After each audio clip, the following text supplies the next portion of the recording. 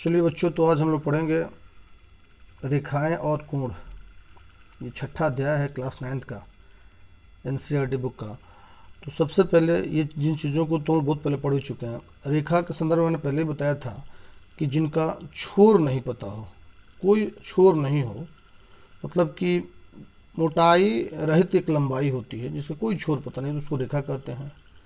उसी का एक खंड, रेखा खंड से स्पष्ट है कि रेखा का एक खंड जिसका लंबाई पता हो अर्थात दोनों छोर पता हो, वो रेखा खंड कहलाता है, सेगमेंट, ये लाइन। और उसके बाद एक छोर पता हो दूसरा छोर नहीं पता हो, उसको हम किरण कहते हैं, रे कहते हैं। तो ये हो गया रेखा, रेखाखंड और किरण। तो इसे लिखने का तरीका है कि हमको किरण दर्शाना है तो ए बी ऐसे करते हैं तो किरण बताता है। अगर हमको ए बी रेखा दर्शाना रेखाखंड तो ऐसे भी कर सकते हैं, ए बी रेखा दर्शाना तो ऐसे हम कर लेते हैं। कभी कभी इसकी आवश्यकता पड़ती है किसी किसी क्वेश्चन में। चलिए, तो हम लोग समझते हैं, हमने पिछले क्लास में पढ़ा है सरल रेखा और वक्र रेखा के संदर्भ में। सरल रेखा आप समझते ही होंगे, सरल रेखा, सीधी रेखा को सरल रेखा कहते हैं, और दूसरा होता है वक्र रेखा, टेढ़ी मेढ़ी रेखा को वक्र रेखा कहते हैं। ये सीधी रेखा और ये हो गई टेढ़ी मेढ़ी रेखा, ये वक्र रेखा हो गई। दूसरी चीज समझना है, एक तल में अगर हम दो रेखा एक साथ खींचे, जैसे मान लीजिए एक रेखा हमने ऐसे खींच दिया और दूसरी रेखा मैंने ऐसे खींच दिया, एक तल में दो रेखा हम खींच रहे हैं, तो हम जो देख रहे हैं कि ये इधर जो जा रही है करीब जा रही है, तो ये तो रेखा है, चूंकि इसका छोर नहीं पता, अंत बढ़ती जाएगी, तो कहीं ना कहीं जाके एक दूसरे को ये प्रतिच्छेद करेगी, एक दूसरे को काटेगी। या अगर हम ऐसे कोई एक तल में रेखा खींचते हैं कि इसकी दो बीच की दूरी हमेशा बराबर, जैसे यहाँ जितनी दूरी पे है उतनी ही दूरी पे यहाँ यदि हो, तो ये कितना हो कहीं भी बढ़ेगी तो ये एक दूसरे को प्रतिच्छेद नहीं करेगा रेखा सब। तो ये हमारी हो गया प्रतिच्छेदी रेखा, इसको कहते हैं प्रतिच्छेदी रेखाएं, मतलब जो एक दूसरे को क्रॉस करो, और ये समांतर रेखाएं। अब समझ गए होंगे कि अगर बीच की दूरी समान रहे, दो रेखाओं के बीच की दूरी सदा समान रहे तो समांतर रेखा कहते हैं। और दूरी घटे या बढ़े, चूंकि इस इधर जा रही दूरी बढ़ रही, इधर जा घटते, कहने के प्रतिच्छेद कर रहे हैं, ये प्रतिच्छेदी रेखा कहलाते हैं। अब दूसरा चीज हम लोग समझना है, संरेख बिंदु और असंरेख बिंदु। संरेख बिंदु और असंरेख बिंदु, नाम से समझ रहे होंगे दूसरे का विलोम है।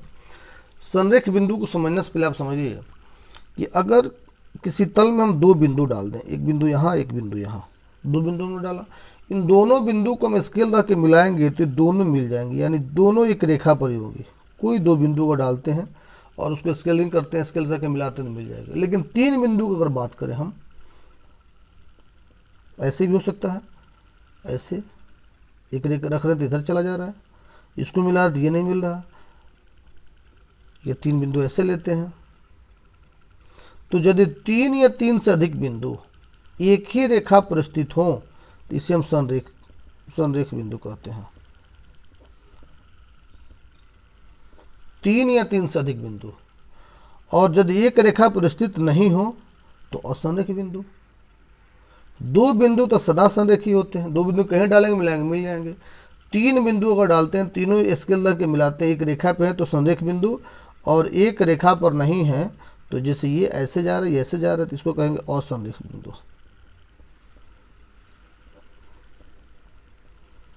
ठीक है, एक चीज हमेशा याद रखेंगे कि दो बिंदु सदा संरेखी होते हैं।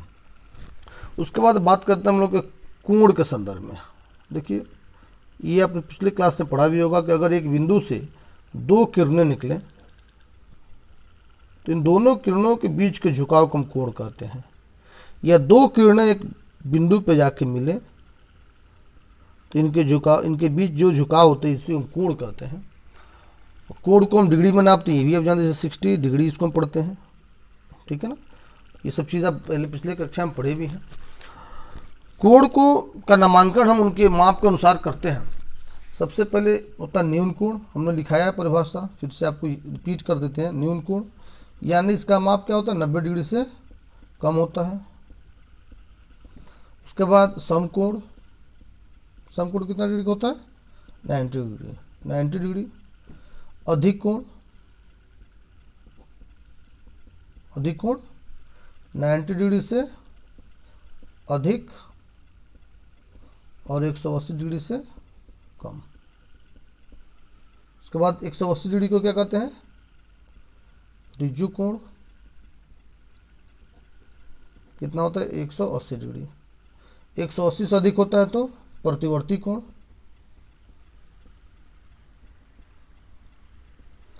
प्रतिवर्ती कोण या पुनर्युक्त दोनों नाम होता है, प्रतिवर्ती कोण या पुनर्युक्त कोण।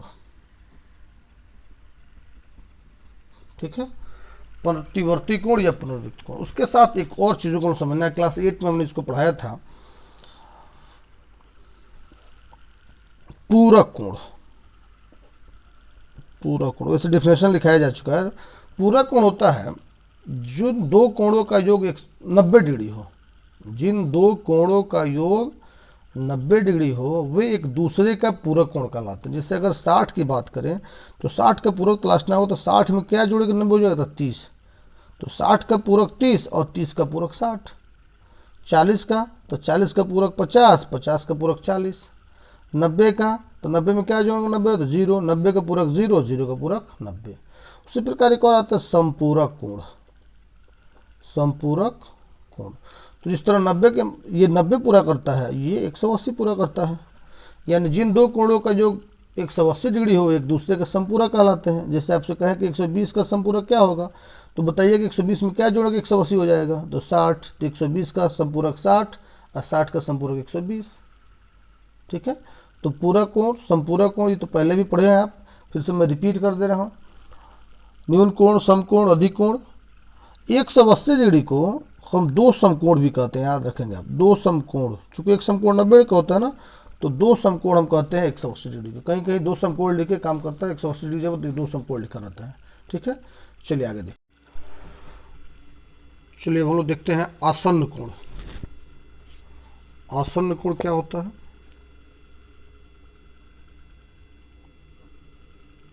आसन्न कोण, कि आसन्न कोण हम ऐसे समझते हैं, उन दो कोणों को हम आसन्न कोण कहते हैं कि जिनमें एक उभयनिष्ठ शीर्ष हो, एक उभयनिष्ठ भुजा हो और उनकी अउभयनिष्ठ भुजाएं उभयनिष्ठ भुजा के विपरीत दिशा में हो। फिर से सुनिए, आप इसको नोट भी कर सकते हैं। दो कोण आसन्न कोण कहलाते हैं, या वे दो कोण आसन्न कोण कहलाते हैं ये दोनों में एक उभयनिष्ठ शीर्ष हो, एक उभयनिष्ठ भुजा हो और उनकी अउभयनिष्ठ भुजाएं उभयनिष्ठ भुजा के विपरीत दिशा में स्थित हो या विपरीत ओर स्थित हो। कहने के तात्पर्य अपने भाषा में समझे, एक फिगर समझाते हैं। जैसे एक दो कोण हम लेते हैं, ठीक है, एक कोण ये हुआ और एक ये कोण हुआ। इन दोनों कोण में एक ये जो शीर्ष से उभयनिष्ठ है ना, एक ये जो है ये लाइन एक रेखा उभयनिष्ठ है, एक भुजा उभयनिष्ठ है ना, एक ये शीर्ष उभयनिष्ठ है। उभयनिष्ठ तो समझते होंगे ना, दोनों में हो कॉमन। एक ये भुजा उभयनिष्ठ है, यानी एक भुजा उभयनिष्ठ हो, एक शीर्ष उभयनिष्ठ हो, और उनकी अउभयनिष्ठ भुजाएं, यानी ये जो भुजा है अउभयनिष्ठ है, उभयनिष्ठ नहीं है, अलग है इसके है। ये अउभयनिष्ठ है, उभयनिष्ठ भी नहीं है। उभयनिष्ठ भुजा के विपरीत दिशा में, एक इस साइड में हो एक इस साइड में हो, ये दोनों कोण को हम आसन्न कोण कहेंगे। ये दोनों कोण कौन कोण कहलाएंगे? आसन्न कोण। अपने भाषा में समझ लें कि दो सटे हुए कोण को हम आसन्न कोण कह सकते हैं, जिसमें एक भुजा अगर कॉमन होगा ना तो बाकी सब चीज़ें आ जाएंगी। जैसे एक और मैं एग्जांपल दे रहा हूँ आपको, फिगर से समझ लें। यहाँ में देख रहे हैं, ठीक है, कई कोण हमने बनाया। इसका 1, 3, 2, 5 हमने नाम रख दिया। तो अब से देखिए कौन कौन किस आसन्न कोण कहलाएगा। 1 और 3 आसन्न कोण कहलाएंगे, 3 और 2 भी आसन्न कोण कहलाएंगे, 2 और 5 आपस में आसन्न कोण कहलाएंगे। यानी ये दो सटे हुए कोण, ये आसन्न कोण कहलाएंगे। समझ गए होंगे आसन्न कोण। उसके बाद दूसरा हमारा एक चीज समझना है, शीर्षाभिमुख कोण। शीर्षाभिमुख कोण, समझिए इसको क्या कहते हैं। प्रतिच्छेदी रेखा तो समझे, जब दो प्रतिच्छेदी रेखाएं एक दूसरे को प्रतिच्छेद करती हैं तो जो आमने सामने के जो कोण होते हैं वही शीर्षाभिमुख कोण कहलाते हैं। ये इसका शीर्षाभिमुख कोण का युग्म हुआ और ये इसका युग्म कहलाएगा, जोड़ा। तो ये हुआ शीर्षाभिमुख कोण का जोड़ा। ठीक है, तो ये सब शीर्षाभिमुख कोण कहलाएंगे और ये दोनों कोण क्या कहलाएंगे, आसन कोण कहलाएंगे। इस अध्याय में दो शब्द आपको बहुत मिलेंगे और परेशान करेंगे, ये नई चीज़ें आपके लिए। एक शब्द आएगा अभिगृहित, ठीक है, और दूसरा शब्द आएगा परमेय। परिमेय नहीं, परिमेय हम लोग तो नंबर से पढ़े थे, संख्या में। दो शब्द आपको इसमें मिलेगा, नए शब्द होंगे आपके लिए। एक अभिगृहित और दूसरा मिलेगा परमेय। समझिए अपने कि अभिगृहित क्या होता है। देखिए गणितज्ञों द्वारा कुछ चीज़ें बताई गई हैं रेखा गणित में, चूँकि हम लोग भी रेखा गणित पढ़े तो उसी चर्चा करते हैं। कुछ चीज़ें गणितज्ञों द्वारा पूर्व में बताई गई हैं और उसका आज भी अप्लाई हम लोग करते हैं। उन चीज़ों के लिए प्रमाण नहीं दिया गया है, परंतु हम उसको गलत सिद्ध भी नहीं कर पा रहे हैं, वो सही प्रतीत होते हैं। फिर से समझिए, मतलब कि जो चीज़ें, कुछ चीज़ें जो गणितज्ञों द्वारा बताई गई हैं वो आज भी उसको हम उपयोग करते हैं, लेकिन वो जो बताएं उसका कोई प्रमाण नहीं दिए कि सही कैसे है। दिक्कत ये है, सही कैसे है तो हम उसको गलत भी प्रूव नहीं कर पा रहे हैं, वो सही प्रतीत होते हैं। जिसको हम सिद्ध नहीं कर पाते हैं वो अभिगृहित कहलाते हैं। इन्हीं के सहयोग लेकर के कुछ कथनों को हम सिद्ध कर पाते हैं, उन कथनों को हम परमेय कहते हैं। यानी अब स्पष्ट हो गया कि अभिगृहित को हम सिद्ध नहीं कर सकते हैं, हम उसको याद करके उन सिद्धांतों को उसका सहयोग करके भले परमेय को सिद्ध कर लें, परंतु हम अभिगृहित को सिद्ध नहीं कर पाते हैं। जैसे एक आपको अभी अभिगृहित मिलेगा, रैखिक युग्म अभिगृहित। रैखिक युग्म अभिगृहित जब अभिगृहित लगा हुआ है तो आप समझ लीजिए कि इसको हम प्रूव नहीं कर सकते हैं। रैखिक युग्म अभिगृहित को हम सिद्ध नहीं कर सकते। यह है क्या, इसका अप्लाई करके और चीज़ों को सिद्ध करती। कहता है कि यदि एक रेखा पर कोई किरण खड़ी हो, ठीक है, इस प्रकार जो दोनों ये कोण बनते हैं, जिसको हम आसन कोण भी कहते हैं, इनका योग 180 डिग्री होता है, यही कहते हैं। रैखिक युग्म अभिगृहित क्या कहता है कि यदि एक रेखा पर कोई किरण खड़ी हो तो इस प्रकार जो दोनों कोण बनते हैं, यानी आसन कोण जो बनते हैं, उन दोनों कोणों का योग 180 डिग्री होता है। ठीक है, ये यानी उसको मैंने अक्षरशः अगर किताब की भाषा में देखें तो कहता है कि यदि एक किरण एक रेखा पर खड़ी हो तो इस प्रकार बने दोनों आसन कोणों का योग 180 डिग्री होता है। यही दोनों कोणों का योग 180 डिग्री होता है। इसका विलोम है एक रैखिक युग्म अभिगृहित की विलोम तो आप समझते ही हैं। फिर से इसको रिपीट करते हैं कि यदि एक रेखा पर कोई किरण खड़ी हो या कोई किरण एक रेखा पर खड़ी हो तो इस प्रकार बने दोनों आसन्न कोणों का योग 180 डिग्री होता है। यही रैखिक युग्म अभिगृहित है। रैखिक युग्म अभिगृहित का विलोम क्या है, तो इसका विलोम कहता है कि यदि दो आसन्न कोणों का योग 180 डिग्री हो, यदि दो आसन्न कोणों का योग 180 डिग्री हो, मान लीजिए यह कोण और यह कोण आसन्न कोण है ना, इनका योग यदि 180 डिग्री हो तो उनकी अउभयनिष्ठ भुजाएं, यानी ये भुजा और ये भुजा विपरीत किरण होती हैं।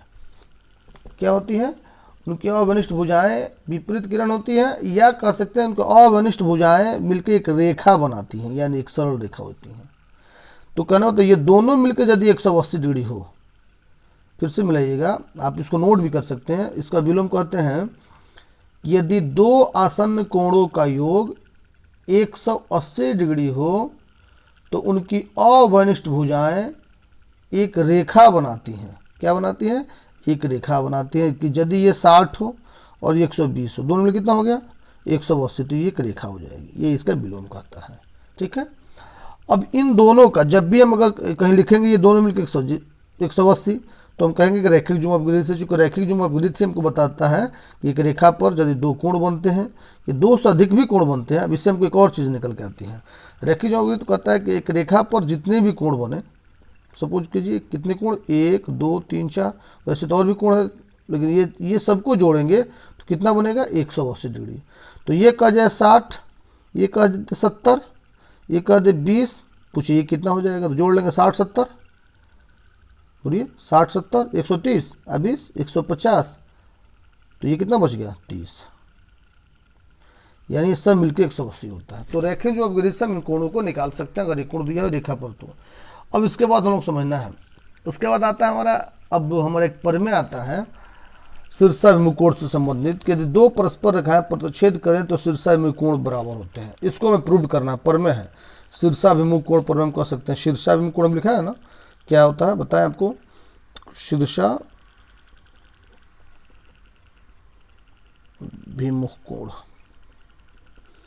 कहता है कि सिद्ध करना है कि यदि दो रेखाएं एक दूसरे पर प्रतिच्छेद करें तो उनके शीर्षाभिमुख कोणों का प्रत्येक युग्म, या ऐसे कहें शीर्षाभिमुख कोण बराबर होती है, यह कोण इस कोण के बराबर होगा और यह कोण इस कोण के बराबर होगा, ये हमें सिद्ध करना है। तो हम तो उसको सिद्ध करेंगे, लेकिन इसको एक वर्बली आप समझ लें। आप बताइए कि अगर ये 70 डिग्री हो तो ये की रेखा है ना, है ना एक रेखा। अब बताएं कि एक रेखा पर जितने कोण बनते हैं सब मिले 180 होते हैं, तो ये 110 हो जाएगा, चूँकि 180 होगा ना, तो 70 110 180।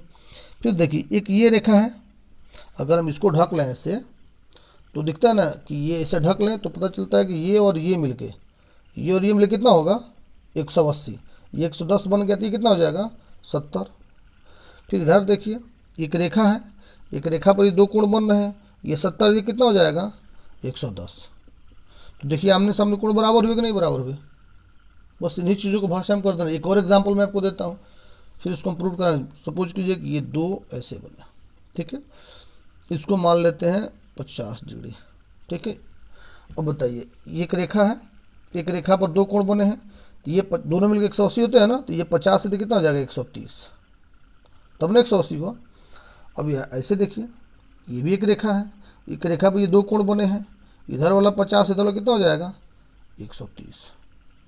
फिर ऐसे देखेंगे तो भाई 130 से तो इधर वाला 100, ये हो जाएगा 50, आमने सामने कोण बराबर हुए। इसी चीज़ को हमको प्रूव करना है। हमने इसको कैसे कि इसका ये 50 है तो 130 कैसे हुआ, तो इसको हम लिया रैखिक जो अपग्रहित से हम देखा कि भाई रैखिक जो अपग्रहित कहता है कि एक रेखा पर अगर कोई किरण खड़ी हो तो दोनों मिलकर 180 डिग्री होते हैं। तो ये जो है शीर्षाभिमुख कोण ये प्रमेय है, ये क्या है, ये प्रमेय है। इस प्रमेय को हम प्रूव करने के लिए क्या कर रहे हैं, रैखिक जो अपग्रहित का सहारा ले रहे हैं, ठीक है। तो अगले क्लास में इसको हम लोग प्रूव भी करेंगे। वैसे तो हम लोग एक एंगल डाल के बिना नाप दिए, बिना कोण का माप दिए हम भी इसको प्रूव कर सकते हैं। ये कोण इसके बराबर कैसे होगा, ये कोण इसके बराबर कैसे होगा, ठीक है। अगले क्लास में इसको हम लोग प्रूव करेंगे।